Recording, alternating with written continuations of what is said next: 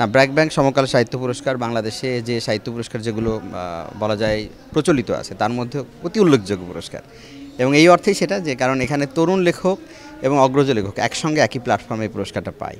এই আয়োজনের সাথে আসলে আমি যুক্ত নানাভাবে এই পুরস্কার গ্রহণের একটা সম্মান আমি পেয়েছি 2021-এ, আর তারপর থেকে আসা হয় এবং এটা একটা মিলন মেলা বটে, কারণ সারা বছর লেখকদের তো আসলে দেখা হওয়ার কথা বলবার কোনো প্ল্যাটফর্মে দেশে নেই বই মেলা ছাড়া।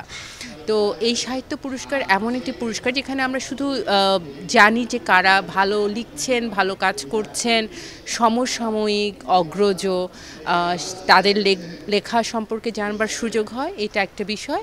আর যারা সহযাত্রী সতীর্থ আছেন, অগ্রজও আছেন, অনুজও আছেন, তাদের সাথে দেখা হবার একটা সুযোগ তৈরি হয় এবং একটা মিলন মেলা, আমরা হই হুল্লোড় করে আনন্দে একটা উৎসব মুখর পরিবেশ এখানে কাটাই এবং প্রতি বছর এই দিনটার জন্য সবাই ওয়েট করি। এবং আমি মনে আছে আমিও যখন এই পুরস্কারটি পেয়েছিলাম, এই ব্র্যাক ব্যাংক সমকাল সাহিত্য পুরস্কার, তখন আমি সিরাজ ইসলাম চৌধুরী স্যার ছিলেন সেখানে, সে একই মঞ্চে। তো তার মতো একজন মানুষের সঙ্গে পুরস্কার পাওয়া, তো এটা একটা আমাদের কনফিডেন্ট দেয়। শিল্প সাহিত্য সবসময় পৃষ্ঠপোষকতা দাবি করে। যারা ধনিক শ্রেণী আছেন তারা সবসময় শিল্প সাহিত্যকে পৃষ্ঠপোষকতা করে থাকেন। আমরা দেখেছি ভারতবর্ষের সুলতানি আমলে, মোগল আমলে এবং বাংলার নবাবী আমলেও শিল্পী সাহিত্যিকদেরকে রাজারা, নবাবরা, সুলতানরা পৃষ্ঠপোষকতা করেছেন বলেই বাংলা সাহিত্য আজকে উৎকর্ষের জায়গায় এসে দাঁড়িয়েছে।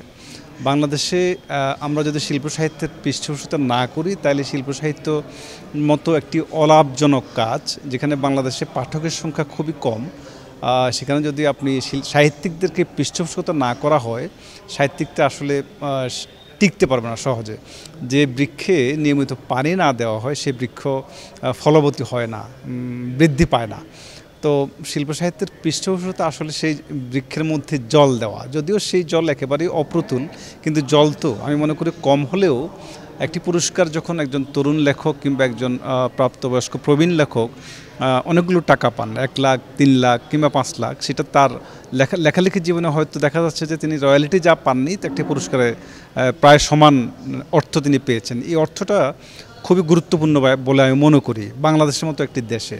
এই যে এত সাহিত্যের যে আমাদের যে ঐশ্বর্যশালী যে সাহিত্য সম্ভার, এটাকে যদি আমরা স্মরণ করি এবং বরণ করি এবং এটাকে যদি সেলিব্রেট করি, আমাদের সাহিত্য যে আগামী প্রজন্ম আসছে, আমরা বলি না জেনজি, তাদের কাছে বাংলা সাহিত্য তুলে ধরা আমাদের অত্যন্ত দায়িত্ব।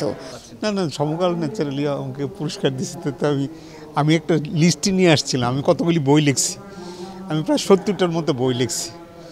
এর মধ্যে আমার নিজের রচনা হচ্ছে 8টা, আর বাকিগুলি হচ্ছে অনুবাদ। আমি খুবই আনন্দিত এবং খুব গৌরবান্বিত বোধ করছি আজকের এই সম্মাননা পেয়ে, এবং আমি মনে করি যে এই ধরনের যে উদ্যোগ সমকাল ব্র্যাক ব্যাংক নিয়েছে, এটা আমাদের লেখকদের জন্য অত্যন্ত উৎসাহজনক এবং এটা একটা গুরুত্বপূর্ণ ভূমিকা রাখবে। 2015 সাল থেকে 2022 সাল পর্যন্ত পুরো বেশ চমৎকার চলছে, এবং এতে বিশেষ করে তরুণদের যে শাখা আছে, তরুণ কত শিল্পীদের, সেটাতে তারা খুব উৎসাহিত বোধ করে। এটা আমি শুভকামনা করি, এবং আয়োজনটা অতিশয় খুবই নিট হয়, নিট গোছালো হয় এবং উন্নত মানের হয়।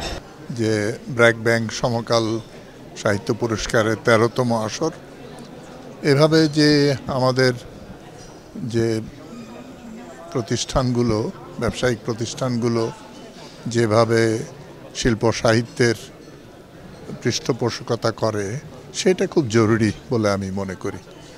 আরও কয়েকটি প্রতিষ্ঠানও সাহিত্য পুরস্কার দিয়ে থাকেন, তবে আমি মনে করি তার ব্যাপ্তিটা আরও বাড়ানো উচিত, এবং এই সমকালের এবং ব্র্যাক ব্যাংকের অনুসরণে যদি অন্যান্য বাণিজ্যিক অর্থনৈতিক প্রতিষ্ঠানে এগিয়ে আসেন, তবে সেটা খুব আনন্দের হবে এবং দেশের শিল্প সাহিত্যের বিকাশের জন্য সহায়ক হবে।